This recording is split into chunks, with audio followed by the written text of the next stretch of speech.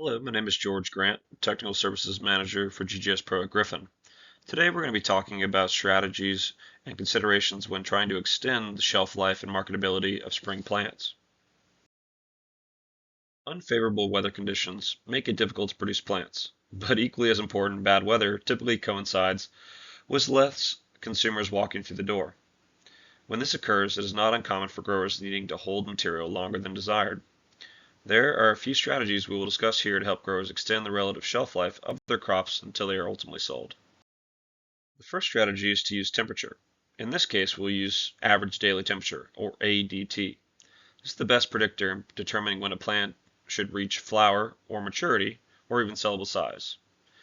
Essentially, we can speed things up by increasing temperature and slow things down with cooler temperatures.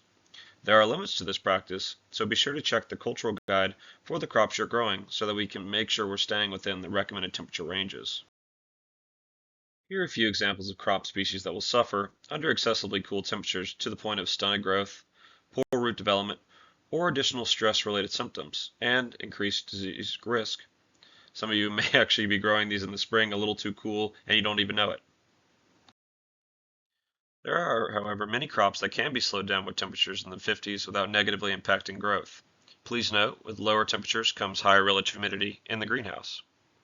This sort of environment is ideal for many fungal pathogens such as botrytis, which can sporulate in just a few hours given the right conditions. We can manage relative humidity at the canopy height by minimizing overhead irrigation. We can also prevent stagnant air in the greenhouse by installing horizontal airflow or HAF fans and using proper ventilation when dropping our temperatures suddenly. Please be sure to be prepared for effective fungicides if a disease outbreak is to occur. GGS Pro can help you to strengthen your crop protection arsenal as needed.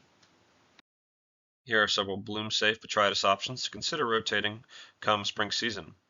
Please reach out to GGS Pro for rates and additional considerations when choosing the right chemistry for your specific situation.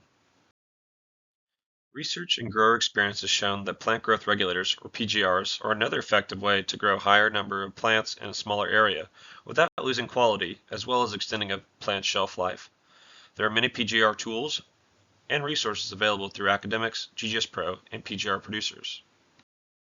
In situations where we need plants to hold their overall compact size for longer residual growth retardants such as paclobutrazol or uniconazole are ideal. Paclobutrazol-based products such as Bonsai, Piccolo, and Paclo Pro are effective options that can be applied as a spray or drench. Sumagic is a uniconazole-based product that can be effective for ornamentals, as well as being the only PGR label for several fruiting vegetables. Each plant species is a little unique in its PGR needs, so be sure to refer to GGS Pro, crop culture guides, and other resources for guidance on how to apply the right product at the right time at the right rate.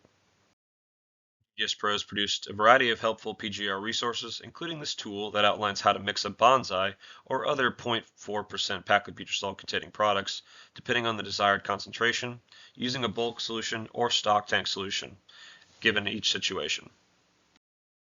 We can also control plant growth with fertilizer and moisture.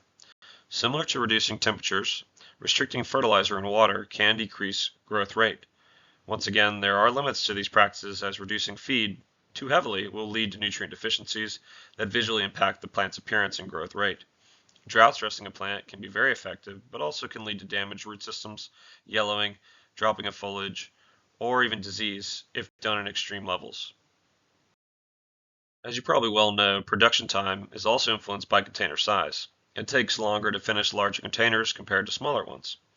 Growing in a larger planter also provides greater wiggle room if we need to slow down a crop.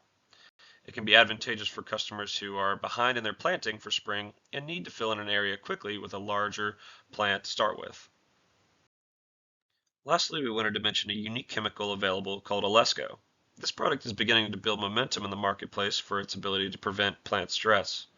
Plants who are exposed to stressful environments such as during transit or sitting on a shelf for an extended period of time tend to lose their flowers and foliage much quicker.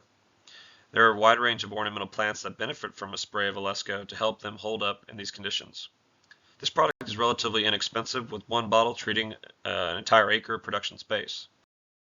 Thank you for taking the time to watch this video. Hopefully you have a better understanding of how you can manipulate plant growth to either hold material or speed up the growth of material depending on your production schedule and consumer needs. Obviously there's a variety of things that we didn't discuss in this presentation, and this is a little bit of an art and takes trial and error. Don't hesitate to reach out to GS Pro if we can answer any questions in the near future regarding this topic or others. Thank you.